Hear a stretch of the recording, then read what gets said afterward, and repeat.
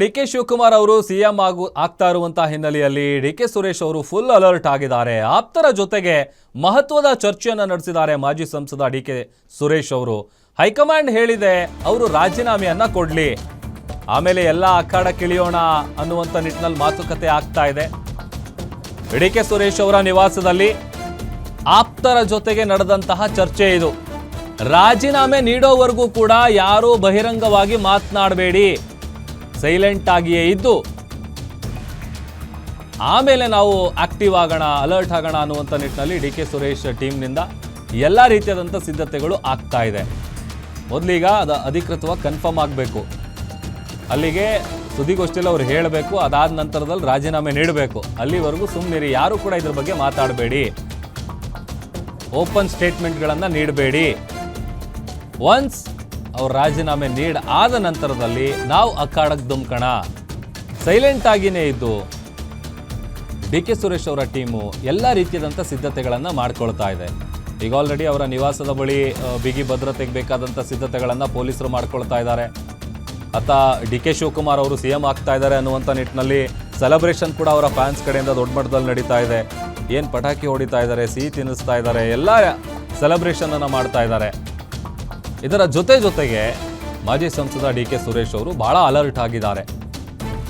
ಯಾರೂ ಕೂಡ ಬಹಿರಂಗ ಹೇಳಿಕೆಗಳನ್ನು ನೀಡಬಾರ್ದು, ಬಿಕಾಸ್ ಅದು ಬೇರೆ ರೀತಿಯಾದಂಥ ಗೊಂದಲಕ್ಕೆ ಎಡೆ ಮಾಡಿಕೊಡೋದು ಬೇಡ ಅನ್ನುವಂಥ ನಿಟ್ಟಿನಲ್ಲಿ ಆಪ್ತರ ಜೊತೆಗೆ ಮಹತ್ವದ ಚರ್ಚೆಯನ್ನು ನಡೆಸಿದ್ದಾರೆ ಮಾಜಿ ಸಂಸದ ಡಿ ಕೆ ಸುರೇಶ್ ಅವರು.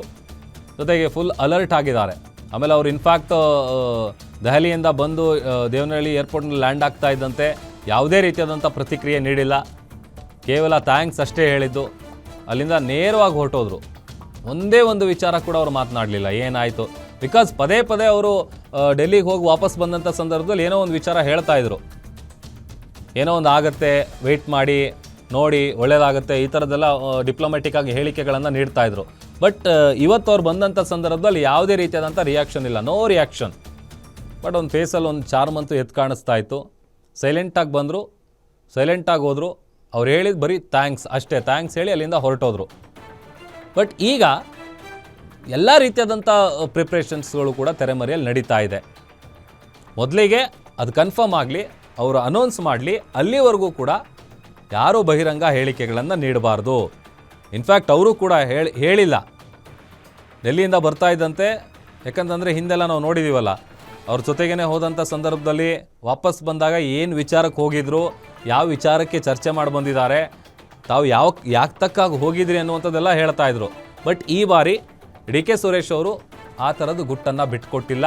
ಜೊತೆಗೆ ಏನು ಚರ್ಚೆ ಆಗಿದೆ ಅನ್ನುವಂಥ ವಿಚಾರ ಕೂಡ ಅವರು ಹೇಳಲಿಲ್ಲ.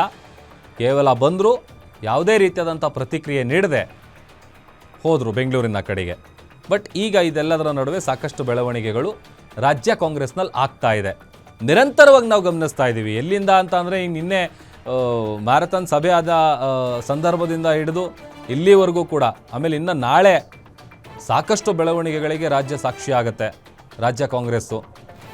ಅದರಲ್ಲೂ ಅದಕ್ಕೆ ಬೇಕಾದಂಥ ಸಿದ್ಧತೆಗಳು ಎಲ್ಲವೂ ಕೂಡ ನಡೀತಾ ಇದೆ. ಏನು ಕೆಲವೇ ಹೊತ್ತಲ್ಲಿ ಮುಖ್ಯಮಂತ್ರಿಗಳನ್ನು ಭೇಟಿ ಆಗ್ತಾರೆ ಸುರ್ಜೇವಾಲಾ ಅನ್ನುವಂಥ ವಿಚಾರ ಕೂಡ ಇದೆ. ಸೊ ಅಲ್ಲಿಗೆ CLP ಸಭೆ ಕರೆಯುವಂಥ ಮಾಹಿತಿ ಕರೀತಾರೆ. ಆ CLP ಮೀಟಿಂಗ್ನಲ್ಲೇ ಈ ವಿಚಾರವನ್ನು ರಿವೀಲ್ ಮಾಡ್ತಾರೆ. ಸೊ ಅಲ್ಲಿಗೆ ಅದು ಅಧಿಕೃತವಾಗಿ ಕನ್ಫರ್ಮ್ ಆದ ನಂತರದಲ್ಲಿ ನಾವೆಲ್ಲರೂ ಕೂಡ ಆ ಕಡೆಗೆ ಇಳಿಯೋಣ ಅನ್ನುವಂಥ ನಿಟ್ಟಿನಲ್ಲಿ ಮಾತುಕತೆ ನಡೆಸಿದ್ದಾರೆ ಮಾಜಿ ಸಂಸದ ಡಿ ಕೆ ಸುರೇಶ್ ಅವರು. ಬಿಕಾಸ್ ಸಾಕಷ್ಟು ಪ್ರಯತ್ನ ಕೂಡ ಪಟ್ಟಿದ್ರು ಡಿ ಕೆ ಶಿವಕುಮಾರ್ ಅವರು CM ಆಗಬೇಕು ಅನ್ನುವಂಥ ನಿಟ್ಟಿನಲ್ಲಿ. ಮತ್ತಷ್ಟು ಡೀಟೇಲ್ಸ್ ಕೊಡ್ತಾರೆ ನಮ್ಮ ಸ್ಪೆಷಲ್ ಕರೆಸ್ಪಾಂಡೆಂಟ್ ವೀರೇಶ್ ತಾನಿ ಲೈವ್ ಜಾಯ್ನ್ ಆಗ್ತಾ ಇದ್ದಾರೆ. ವೀರೇಶ್, ಒಂದು ಕಡೆ ಡಿ ಕೆ ಶಿವಕುಮಾರ್ ಅವರು CM ಆಗುವಂಥ ವಿಚಾರಕ್ಕೆ ಸಂಬಂಧಪಟ್ಟಂಥ ಪ್ರಿಪ್ರೇಷನ್ಸ್ಗಳು ಒಂದು ಕಡೆ ಆದರೆ, ಡಿ ಕೆ ಸುರೇಶ್ ಅವರು ಮೀಟಿಂಗ್ ಮಾಡಿದ್ದಾರೆ, ಜೊತೆಗೆ ಅಲರ್ಟ್ ಆಗಿದ್ದಾರೆ ಅಂತೇಳಿ ಗೊತ್ತಾಗ್ತಾ ಇದೆಯಲ್ಲ, ಏನಿದೆ ಡೀಟೇಲ್ಸ್? ಪ್ರಭು, ಸಿಎಂ ಸಿದ್ದರಾಮಯ್ಯನವರಿಗೆ ಈಗಾಗಲೇ ಹೈಕಮಾಂಡ್ ನಾಯಕರುಗಳು ರಾಜೀನಾಮೆಯನ್ನ ಕೊಡ್ಲಿಕ್ಕೆ ಸೂಚನೆಯನ್ನ ಕೊಟ್ಟಿರುವಂತದ್ದು. ಸಿಎಂ ಸಿದ್ದರಾಮಯ್ಯನವರು ಸಹ ನಾಳೆ ಬೆಳಗ್ಗೆ ಎಲ್ಲ ಸಚಿವರುಗಳು ಮತ್ತು ಶಾಸಕರ ಜೊತೆಗೆ ಉಪಹಾರ ಕೂಟವನ್ನು ನಡೆಸಿದ ಬಳಿಕ ರಾಜಭವನಕ್ಕೆ ತೆರಳಿ ರಾಜೀನಾಮೆ ಕೊಡುವಂತ ಸಾಧ್ಯತೆಗಳು ದಟ್ಟವಾಗಿರುವಂತದ್ದು. ಹೀಗಾಗಿ ಸಿಎಂ ಸಿದ್ದರಾಮಯ್ಯನವರು ಒಂದ್ ಕಡೆ ರಾಜೀನಾಮೆಯನ್ನ ಕೊಡ್ಲಿಕ್ಕೆ ಎಲ್ಲಾ ರೀತಿಯಾದಂತಹ ಸಿದ್ಧತೆ ಮತ್ತು ತಯಾರಿಗಳನ್ನ ಮಾಡ್ಕೋತಾ ಇದ್ರೆ, ಇನ್ನೊಂದ್ ಕಡೆ ಸಿಎಂ ಆಗ್ಲಿಕ್ಕೆ ಈಗಾಗಲೇ ಉತ್ಸುಕರಾಗಿರುವಂತ ಮತ್ತು ಈಗ ಸಿಎಂ ಪದವಿಯನ್ನ ಏರ್ಲಿಕ್ಕೆ ಸಿದ್ಧರಾಗಿರ್ತಕ್ಕಂಥ ಡಿಸಿಎಂ ಡಿ ಕೆ ಶಿವಕುಮಾರ್ ಅವರ ಪಾಳಯದಲ್ಲೂ ಸಹ ಸಾಕಷ್ಟು ಸಂತಸ ಗರಿಗೆದರಿರುವಂತದ್ದು. ಆದ್ರೆ ಆ ಸಂತಸವನ್ನ ಎಲ್ಲೂ ಸಹ ಬಹಿರಂಗವಾಗಿ ಡಿಸಿಎಂ ಡಿ ಕೆ ಶಿವಕುಮಾರ್ ಅವರ ಬಣದ ನಾಯಕರುಗಳು ತೋರಿಸ್ಕೊತಾ ಇಲ್ಲ. ಯಾಕಂತಂದ್ರೆ ಏಕಾಏಕಿಯಾಗಿ ನಾವು ಸಂಭ್ರಮಾಚರಣೆಯನ್ನ ಮಾಡಿದ್ರೆ, ಸಂತಸವನ್ನು ವ್ಯಕ್ತಪಡಿಸಿದ್ರೆ ಅದು ಇನ್ನೊಂದು ರೀತಿಯಾದಂತಹ ಮೆಸೇಜ್ ಹೋಗುವಂತ ಸಾಧ್ಯತೆಗಳು ಇರುವಂತದ್ದು.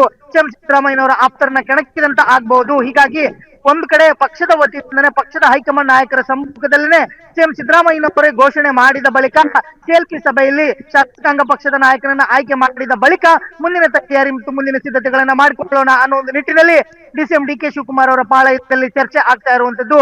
ಇವತ್ತು ದೆಹಲಿಯಿಂದ ಮಾಜಿ ಸಂಸದ ಡಿ ಕೆ ಸುರೇಶ್ ಅವರು ಅವರ ನಿವಾಸಕ್ಕೆ ಆಗಮಿಸುತ್ತಿದ್ದಂತೆ ಡಿಸಿಎಂ ಡಿ ಕೆ ಶಿವಕುಮಾರ್ ಅವರ ಬಣದಲ್ಲಿರ್ತಕ್ಕಂಥ ಶಾಸಕರು ಮತ್ತು ನಾಯಕರುಗಳು ಎಲ್ಲರೂ ಸಹ ಡಿ ಕೆ ಸುರೇಶ್ ಅವರನ್ನ ಭೇಟಿಯಾಗಿ ಕೆಲ ಹೊತ್ತುಗಳ ಕಾಲ ಚರ್ಚೆಯನ್ನ ಮಾಡಿರುವಂತದ್ದು. ವಿಶೇಷವಾಗಿ ಡಿಸಿಎಂ ಡಿ ಕೆ ಶಿವಕುಮಾರ್ ಅವರ ದೂರದ ಸಂಬಂಧಿ ಮತ್ತು ಶಾಸಕರಾಗಿರ್ತಕ್ಕಂಥ ಕುಣಿಗಲ್ ಆಗಿರ್ಬೋದು, ಎಸ್ ರವಿ ಆಗಿರ್ಬೋದು, ಎಲ್ಲರೂ ಸಹ ಚರ್ಚೆಯನ್ನ ಮಾಡಿರುವಂತದ್ದು. ಸಿಎಂ ಸಿದ್ದರಾಮಯ್ಯನವರ ರಾಜೀನಾಮೆ ಅಂಗೀಕಾರ ಆದ ಬಳಿಕವೇ ನಾವು ಮುಂದಿನ ಸಿದ್ಧತೆಗಳನ್ನ ಮಾಡ್ಕೊಳ್ಳೋಣ ಅನ್ನೋ ಒಂದು ತಯಾರಿಯನ್ನ ಮಾಡ್ಕೊತಾ ಇರುವಂತದ್ದು. ಪ್ರಭು, ಓಕೆ, ಥ್ಯಾಂಕ್ ಯು ವೀರೇಶ್.